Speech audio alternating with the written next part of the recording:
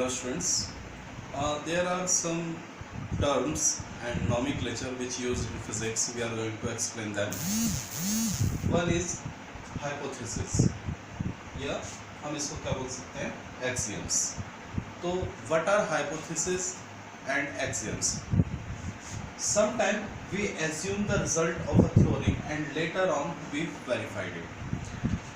कई बार क्या होता है कि साइंटिस्ट लोग किसी फिनोमिना के बारे में पहले से ही अपनी थ्योरी बना लेते हैं कि हाँ भाई ऐसा होगा, और उसको प्रूफ करने से पहले, जैसे न्यूटन्स थे वो पेड़ के नीचे लेटे हुए थे, ऊपर से एप्पल आया तो न्यूटन ने बिना प्रूफ करे पहले कह दिया था कि हाँ भाई एक टर्म होती है ग्रेविटी, जिसकी वजह से अर्थ सभी चीज़ों को अपनी तरफ क्या करती है, पुल करती है। यानी न्यूटन ने क्या दिया, अपना एक हाइपोथेसिस दे दिया।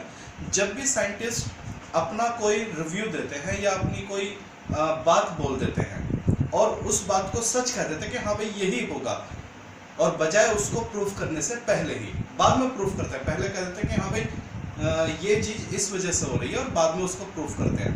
तो प्रूफ करने से पहले जो भी बात कही जाती है उसको हम क्या बोलते हैं, एक्सियम्स या हाइपोथेसिस, या क्या बोलते हैं, पोस्टुलेट्स बोलते हैं। तो आई थिंक दैट ये क्लियर हो गया होगा। Next, model. मॉडल क्या होते हैं कि किसी भी कंसेप्ट को, किसी भी हाइपोथेसिस को प्रूफ करने के लिए कि हाँ भाई हम इस चीज़ को मान के चल रहे हैं, अब हम इसको प्रूफ करेंगे। तो किसी भी कंसेप्ट को प्रूफ करने के लिए वी नीड सम सेट। किसी भी कंसेप्ट को प्रूफ करने के लिए या किसी भी हाइपोथेसिस को प्रूफ करने के लिए हमें कुछ सेटअप की जरूरत पड़ती है, और वो जो सेटअप यूज होते हैं उन्हीं को हम क्या बोलते हैं, मॉडल्स बोलते हैं। Last is prototype.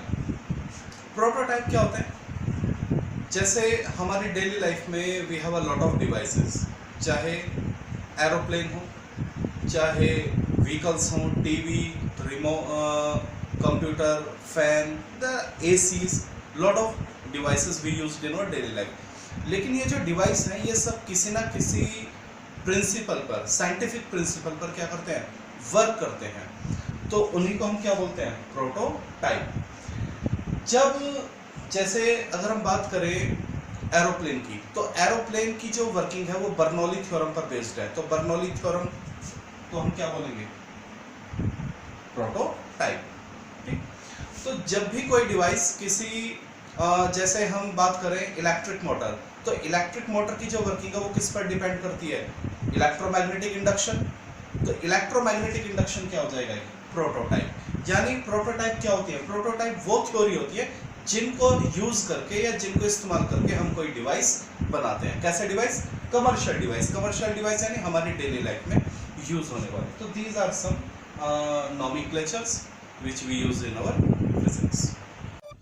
Prototype, the device which based on some scientific theories, scientific formulas. So we have some good examples of prototypes. One is aeroplane.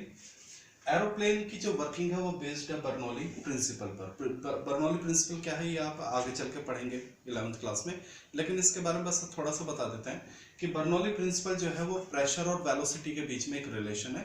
ये हमें इंफॉर्मेशन देती है जहाँ भी वेलोसिटी ज़्यादा होगा वहाँ प्रेशर कम हो जाएगा, या जहाँ प्रेशर ज़्यादा होगा वहाँ वेलोसिटी कम हो जाएगी। डिटेल में आप आगे इसको पढ़ेंगे।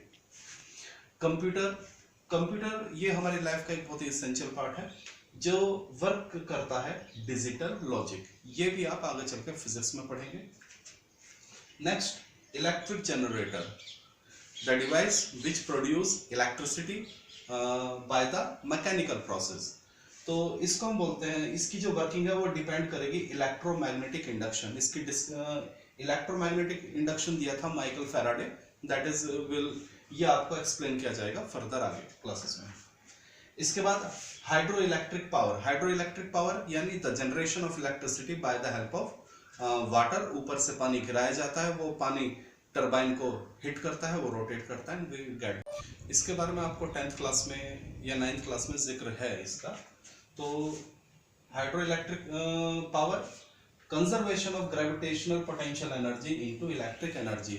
ऊपर पानी को स्टोर कर लिया जाता है, फिर उसको नीचे गिराया जाता है, वो पानी हीट करता है टरबाइन को, टरबाइन रोटेट करता है, we get the electricity energy. ये हम छोटी क्लास में पढ़ चुके हैं। लेजर, लेजर है light amplification by stimulated emission of radiation, ये भी आप आगे चल के पढ़ेंगे।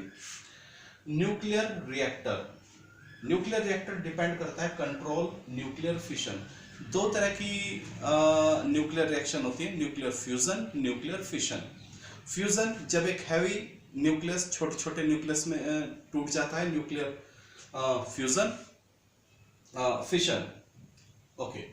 एंड फ्यूजन जब छोटे छोटे न्यूक्लियस आपस में मिलकर एक बड़ा न्यूक्लियस बनाते हैं, दैट इज न्यूक्लियर फ्यूजन। तो न्यूक्लियर फिशन जब एक हैवी न्यूक्लियस छोटे छोटे न्यूक्लियस में ब्रेक होता है, तो न्यूक्लियर फिशन एक तरह की अनकंट्रोल चेन रिएक्शन होती है, लेकिन आगे चल के इसको कंट्रोल किया गया और उसी को यूज करके न्यूक्लियर रिएक्टर बनाए गए। न्यूक्लियर रिएक्टर क्या होता है? These are the chamber where we produce the electricity using the nuclear reaction. Next is optical fibre. Optical fibre ये एक तरह के फाइबर होते हैं जिनमें हम सिग्नल को एक जगह से दूसरी जगह भेजते हैं with the help of light. तो डिटेल में आप 12th क्लास में पढ़ेंगे। और ऑप्टिकल फाइबर की जो वर्किंग है वो बेस्ड है टोटल इंटरनल रिफ्लेक्शन, यानी लाइट एक ही मीडियम में रिफ्लेक्ट करते हुए आगे बढ़ती है, एक मीडियम से दूसरे मीडियम में नहीं जाती। तो इसकी भी एक्सप्लेनेशन ये अपने आप में पूरा एक चैप्टर है इन 12th class. Next is radio and TV. हमारे जो घरों में रेडियो और टीवी हैं उनकी जो वर्किंग है वो किस पर डिपेंड करती है? Propagation and detection of electromagnetic wave, EMW। ये भी आपका 12th में चैप्टर है, इलेक्ट्रोमैग्नेटिक वेव। तो इलेक्ट्रोमैग्नेटिक वेव का प्रोपोगेशन यानी चलना और फिर उनका डिटेक्शन, उनको रिसीव करना, इसी पर बेस्ड है हमारे device radio and TV. Next steam engine, ये तो एक नॉर्मल बच्चे जानते ही है। स्टीम इंजन को किसने डिस्कवर करा था? जेम्स वाट ने। लेकिन इसकी जो वर्किंग है वो किस प्रिंसिपल पर बेस्ड है? वो है थर्मोडायनेमिक। थर्मोडायनेमिक आपका 11th क्लास में चैप्टर है, आप इसको पढ़ेंगे। थर्मोडायनेमिक में हम क्या पढ़ते हैं? We study the relation between heat and temperature. Last is sonar. Sonar भी एक तरह का डिवाइस होता है जो वर्क करता है reflection of ultrasonic waves. Ultrasonic waves छोटे क्लास में पढ़ाया जाता है। अल्ट्रासोनिक वेव्स को प्रोड्यूस किया जाता है and when they hit something they get reflected back, तो वे वापस आती हैं, उसी पर बेस्ड है हमारा। Now we are going to discuss on discoveries. First is control nuclear fission. Nuclear fission when a heavy nucleus split into 2 और मोर light nucleus. Basically जब एक न्यूक्लियस छोटे छोटे न्यूक्लियस में टूटता है तो एक अनकंट्रोल चेन रिएक्शन होती है, लेकिन बाय सम सेटअप उसको कंट्रोल किया जाता है और जहां भी यह प्रोसेस होता है उसको हम बोलते हैं न्यूक्लियर रिएक्टर, जहां पे इलेक्ट्रिसिटी प्रोड्यूस की जाती है bye the help of nuclear reaction. लेकिन न्यूक्लियर फिशन को कंट्रोल किसने किया था? That is done by scientist Fermi. ये आपको पता होना चाहिए कि कंट्रोल न्यूक्लियर फिशन किसने डिस्कवर किया? फर्मी ने। Next is cyclotron. Cyclotron basically एक डिवाइस होता है जिसमें हम चार्ज पार्टिकल को रखते हैं और उसके ऊपर मैग्नेटिक फील्ड और इलेक्ट्रिक फील्ड दोनों एक साथ अप्लाई करते हैं, जब जिसमें चार्ज पार्टिकल बड़ी तेजी से क्या करता है? घूमता है और उसको एक हाई वेलोसिटी दिया जाता है। अब इस चीज का यूज क्या है? जब हम चार्ज पार्टिकल को साइक्लोट्रॉन के अंदर रखते हैं तो इलेक्ट्रिक और मैग्नेटिक फील्ड दोनों मिलकर उसको एक हाई वेलोसिटी देते हैं और वो बड़ी तेजी से साइक्लोट्रॉन से निकलता है और जाके किसी भी टारगेट से जहां भी हमें उसको हिट कराना है उसको हिट करता है और हम कोई भी रिएक्शन को क्या करते हैं? प्रोसीड करते हैं। कुछ रिएक्शन ऐसी होती हैं कि जिनमें चार्ज पार्टिकल बड़ी तेजी से टकराए तब जाकर वो रिएक्शन होती है। तो चार्ज पार्टिकल को हाई वेलोसिटी कौन देता है? साइक्लोट्रॉन। और इसको किसने डिस्कवर किया था? E.O. लॉरेंस। ये आप 12th क्लास में इसको ब्रीफली स्टडी करेंगे। Next Chandrashekhar limit. Chandrashekhar limit actually हमारे इंडिया के बहुत ही फेमस साइंटिस्ट थे चंद्रशेखर, जिन्होंने एक डिस्कवरी करी जिसको हम कहते हैं Chandrashekhar limit. Chandrashekhar limit discovery है क्या? उन्होंने सन की एज और सन के साथ साथ जितने हमारे यूनिवर्स में स्टार हैं उनकी एज को फाइंड आउट करने के लिए एक थ्योरी दी जिसको हम कहते हैं चंद्रशेखर। बहुत ही इंटरेस्टिंग थ्योरी है जो आप आगे चल के सीनियर क्लासेस में पढ़ेंगे। Next discovery of radio activity. Radio activity होती क्या है? हमारे नेचर में कुछ न्यूक्लियस होते हैं, हैवी एलिमेंट्स होते हैं। हैवी एलिमेंट किसको कहते हैं? हर वो एलिमेंट जिसका एटॉमिक नंबर 80 से ऊपर होता है, वे सब हैवी एलिमेंट कहलाते हैं। तो कुछ हैवी एलिमेंट ऐसे होते हैं कि उनके न्यूक्लियस खुद ही अपने अंदर से कुछ पार्टिकल को क्या करते रहते हैं? एमिट करते रहते हैं। इस प्रोसेस को बोलते हैं रेडियो एक्टिविटी। और इसकी खोज किसने करी थी? Marie Curie. तो रेडियो एक्टिविटी भी आप आगे चल के पढ़ेंगे deeply. Electromagnetic theory. Electromagnetic theory, there are some waves in which electric and magnetic field exist,